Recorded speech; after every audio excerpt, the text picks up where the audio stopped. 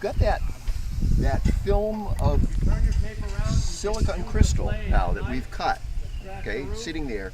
And the amazing property of that silicon is that when sunlight hits that, when those photons strike the silicon, it has a tendency to give up electrons. They bounce off the silicon. They don't bounce far, but they'll come off the silicon and actually become separated from the silicon molecules. If we put a little grid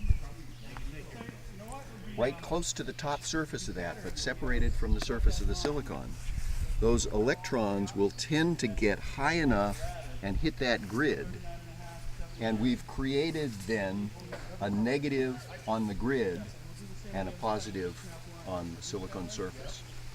And that's all we need to create electricity. As soon as we can separate a positive and a negative, we can lead this off as a negative ground, we can do work with it, and we can put it back in here at the bottom where it's positive. And we will get a flow of electrons around that circuit. Magic. Just like a battery is. Yeah. This is essentially the structure of a battery. We've got one end that has a positive side and one end that has a negative side that's giving up electrons, essentially, into a circuit. And as soon as we complete that circuit, then we can do work here over within the circuit. Right?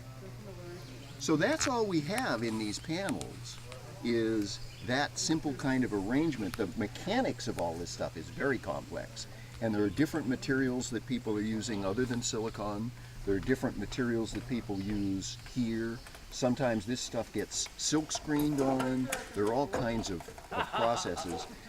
You don't have to have crystalline solar. You can also have what's called amorphous solar, where they're liquefying the stuff and laying it out, and you get something. This is very brittle. Our crystalline solar is very brittle. And so each one of those things that you see on there essentially is a separate little silicon slice out of that crystal.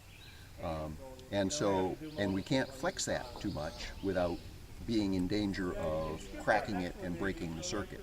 So these take a little bit more care. The amorphous silicon, you're actually seeing things now that will be painted on the back of a backpack, so that they're phone chargers that essentially fit on a backpack, and they're quite flexible. And you can, sorry? Paint your house with solar.